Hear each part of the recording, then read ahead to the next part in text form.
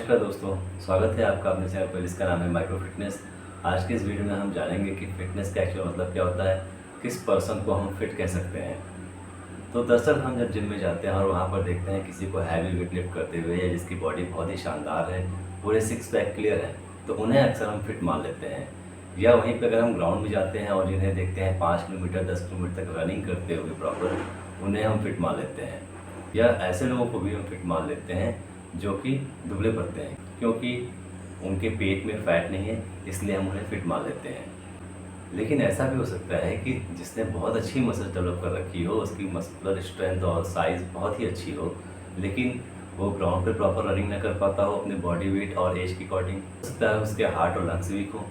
या ऐसा भी हो सकता है कि जो person 5 kilometre 10 kilometre proper running कर रहा हो ग्राउंड में, उसके हार्ट और लंग्स की हेल्थ तो बहुत अच्छी है, लेकिन अपने बॉडी वेट और एज के अकॉर्डिंग वो वेट ना लिफ्ट कर पाता हो। या वहीं पर जो दुबला पतला है वो दोनों चीज़ें ना कर पाता हो, ना तो वो अपने बॉडी वेट और एज के अकॉर्डिंग रनिंग कर पाता हो और ना ही वो वेट लिफ्ट कर पाता हो सकता है वो वीक हो। तो एक्चुअल में फिटनेस कहते किसे हैं? तो चलिए जानते हैं कि साइंस के अकॉर्डिंग फिटनेस किसे कहते हैं।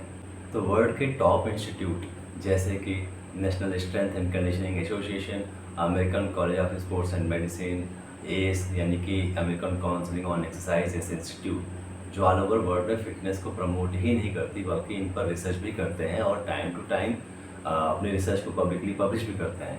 तो उन्होंने जो फिटनेस की डेफिनेशन दी, जो परिभाषा दी, तो उसके अनुसार उन्होंने बताया कि फिटनेस के 5 कंपोनेंट होते हैं, यानी वो 5 चीज़ों से मिलकर बनी हुई है।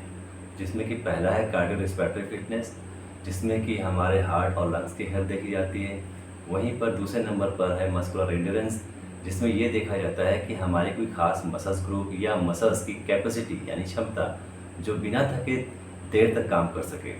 वहीं पर तीसरे नंबर पर होता है मस्कुलर स्ट्रेंथ, जिसमें ये देखा जाता है कि हमारी कोई खास मसल्स ग्रुप या मसल्स जिसमें कम से कम समय में ज़्यादा से ज़्यादा वेट लिफ्ट करने की क्षमता हो।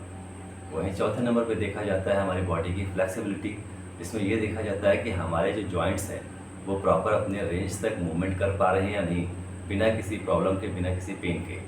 वहीं 5वें नंबर पर है बॉडी कंपोजिशन, जिसमें कि ये देखा जाता है कि हमारी बॉडी के अंदर जो फैट मास और लीन मास है उसका रेशियो आइडियल है कि नहीं। लीन मास का मतलब ये होता है कि फैट मास यानी बॉडी के अंदर जो फैट है उसके अलावा जितना भी मास होता है वो लीन मास में आता है। जैसे हमारी मसल्स, हमारे blood, bone, water, internal organs, veins, इन सबको मिला करके जो मास बनता है उसे हम लीन मास कहते हैं। तो इनके अनुसार जो पर्सन इन 5 कंपोनेंट में एक बैलेंस परफॉर्मेंस देता है उन्हें ही हम फिट मान सकते हैं। तो अगर इसे हम आसान भाषा में समझें तो जो पर्सन अपने बॉडी वेट और एज के अकॉर्डिंग प्रॉपर रनिंग भी कर पाता हो और अपना प्रॉपर वेट भी लिफ्ट कर पाता हो, बॉडी में अच्छी फ्लेक्सिबिलिटी भी हो, जॉइंट्स में कोई पेन ना हो और उसके जो बॉडी और फैट का जो परसेंटेज है वो एक आइडियल हो।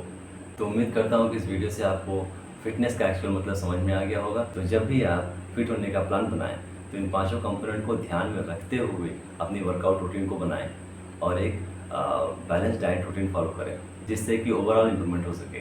तो उम्मीद करता हूँ कि इस वीडियो से आपको कुछ नई जानकारी मिली होगी। अगर ये वीडियो अच्छी लगे तो इसे लाइक करिए, लोगों के साथ शेयर करिए और इस चैनल को सब्सक्राइब कर लीजिए।